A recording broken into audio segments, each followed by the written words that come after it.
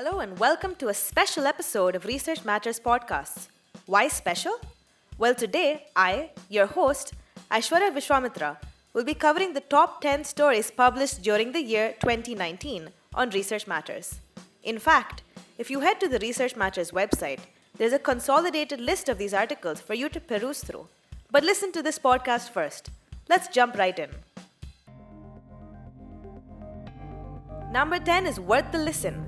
Did you know that about 6 in every 1,000 children screened in the world are born deaf? And for every 200 of them, only one speech therapist is available? The situation is even worse in countries like India, where most people are poor and health services are not readily available. But guess what? A group of researchers from the Indian Institute of Science, Bengaluru, have designed a hearing aid that can offer substantial support, especially in the Indian context. They have designed a simple smartphone application to offer therapy, integrated with an affordable hearing aid. The prototype of this hearing aid costs about 5,000 rupees, a third of those available in the market today. Like many technological advancements in the last decade, the newly developed hearing aid can be connected to a smartphone application via Bluetooth. In the hearing aid mode, the ambient sounds are amplified and processed to enable the child to hear clearly.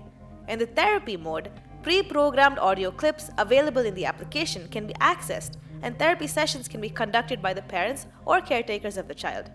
The system is being designed to support multiple languages, English and Kannada to start with. Looks like we have things to hear forward to in 2020. Number 9. Speaking of electronic devices, all electronic devices that we use today have components made of semiconductors. In recent years, gallium nitride, another semiconductor, is making its way into electronics as it is better suited for high power and high frequency applications. A group at IISc have developed India's first ever E-mode gallium nitride powered transistor, whose performance is comparable to some of the best reports till date. It has better performance and power handling capacity than similar devices proposed by other researchers, some of which are now in the market. In the light of this ongoing innovation by the team in IISc, the researchers are discussing a proposal with the Government of India to set up a commercial gallium nitride semiconductor foundry in India. Number 8. Did you know that India is among the top 3 exporters of cotton worldwide and has the largest area under cotton cultivation? However, productivity is comparatively low and farmers face massive losses due to recurring pest attacks. Because of this, most cotton farmers resort to chemical pesticides, sometimes using hazardous, banned or counterfeit pesticides. Researchers at the Indian Institute of Technology, Bombay, Indian Institute of Management, Nagpur, and Jawaharlal Nehru University, New Delhi, have analyzed available data on pesticide usage to study changes in pesticide expenditure among cotton farmers in India, and reported how it differs according to factors such as land size, ownership, and irrigation. The researchers found that there was a decrease in the pesticide cost as a share of total expenditure incurred in cotton cultivation in 2012-13 compared to 10 years earlier. However, the price of cotton seeds has increased during 2012 and 13. The researchers attribute this pattern to the widespread use of BT cotton, whose adoption remarkably increased in the last 10 years. However, the emergence of resistance to pink bollworm and attacks from secondary pests such as jassids and aphids form farmers to use more pesticides, thus posing a challenge in reducing the pesticide expenditure.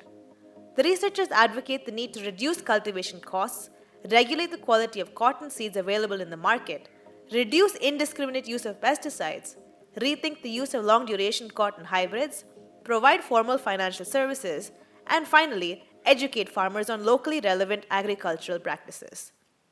Number 7.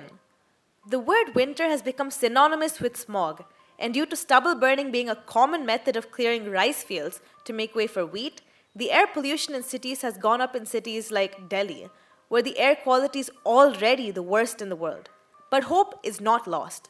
In 2017, researchers from the Nature Conservancy met with a few collaborators from different institutes in India to find alternatives to the crop burning practice. A new study finds that using Happy Seeder, a machine that can sow wheat in the presence of rice straw, is actually profitable for farmers and can also help the environment. The researchers also found that the use of Happy Seeder reduced agricultural greenhouse emissions per hectare by 78% or more relative to burn options. Since there's an immense opportunity for India to cut down on air pollution and greenhouse gas emissions from stubble burning without affecting farmer revenues, the researchers urge the government and the private sector to play an active role in increasing the adoption of these no-burn practices. Number 6. Do you have any New Year resolutions? This year I might have loaded my plate with unhealthy food one too many times. A study by researchers from the GBD27 Diet Collaborators raised the alarm on the need to change our eating habits. The study found that globally, 1 in 5 deaths in 2017 were associated with poor diet. By investigating the food habits of adults over 25 years of age across 195 countries between 1990 and 2017, and then looking into death rates from non-communicable diseases in these populations, the researchers calculated the number of deaths and disability-adjusted life years, or DALYs, attributable to diet for each illness. DALY represents the number of years lost due to ill health, disability, or early death. They found that globally, the top 3 factors leading to the most fatalities and DALYs were the high intake of sodium, low consumption of whole grains, and low intake of fruits. In fact, low intake of whole grains was a leading dietary risk factor for deaths in few countries, including India. On the brighter side, our consumption of legumes was well above the optimal levels, and that of processed meat and sugar-sweetened beverages were in the healthy range. However, the levels of trans fats present in hydrogenated vegetable oil and sodium, whose principal source is table salt, were alarmingly high. But don't worry, diet is something that can always be corrected and its effects reversed. Given that the story made it to the top 10, our readers must understand the role health plays in our lives. We're at the halfway point, number 5. With mass extinctions and climate change at our doorstep, it is truly amazing when a new species is discovered. A team of researchers from the Indian Institute of Science, Bengaluru, were attempting to study and classify snakes in the Western Ghats when they discovered a new species of vine snake that dates back 26 million years. Its name is Prohatula antiqua. It is endemic to the southern Western Ghats. When the researchers studied the evolutionary tree of the snake, they discovered that the species had diverged from other vine snakes about 26 million years ago, making it not only a new species, but also it belonging to a new genus. The discovery not only helps us know more about the evolution of vine snakes, but also the evolutionary history of the Western Ghats, which is a landmass older than the Himalayas. The discovery of an ancient species like this one brings to light the diversity lurking in this country. The new species faces no major threats at the moment, and that is always good news.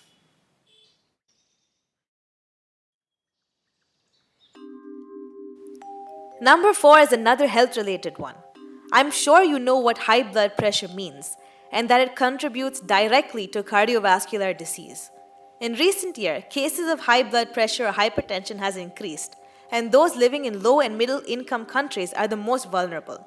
A recent story explored the relationship between high blood pressure and long-term exposure to ambient particulate air pollution.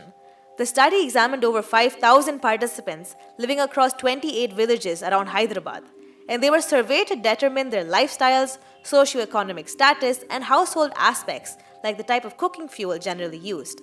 Upon measuring the systolic and diastolic blood pressures and estimating their exposures to fine particulate matter, the researchers found that the annual average of ambient fine particulate matter was significantly more than the limit set by the World Health Organization. It was larger by 13 micrograms per meter cube. This is not good, especially since the results revealed that an increase of just 1 microgram per meter cubed causes significantly higher systolic blood pressure in women. The researchers say that they cannot rule out the possibility of unmeasured contributing factors to the observations and need to follow up on the study participants over several years, but efforts definitely need to begin to mitigate air pollution policies. Number 3. A microprocessor is an integrated circuit that contains a few millions of transistors fused on a semiconductor chip. Though it is just a few millimeters in dimension, it is used in almost every electronic device, from the microwave and washing machine in our homes to advanced supercomputers of a space station. However, developing and manufacturing a microprocessor is not easy at all. The process is expensive, risky, and needs skill. Hence, only a handful of companies across the world have been able to manufacture and sell microprocessors successfully. Enter Ajit, AJIT, the first ever microprocessor to be conceptualized, designed, developed, and manufactured in India. Developed by engineers from the Indian Institute of Technology, Bombay, this innovation could not only reduce the country's imports, but also make India self-reliant in electronics. Ajit marks the first time in the country's history where the industry, academia, and the government have come together. There are tougher challenges ahead for the team to make the processor commercially viable. The effort can only remain sustainable if it is used by many people. The researchers also plan to introduce Ajit to academia to expand its reach and provide graduating students with a hands-on experience. Make way for Ajit.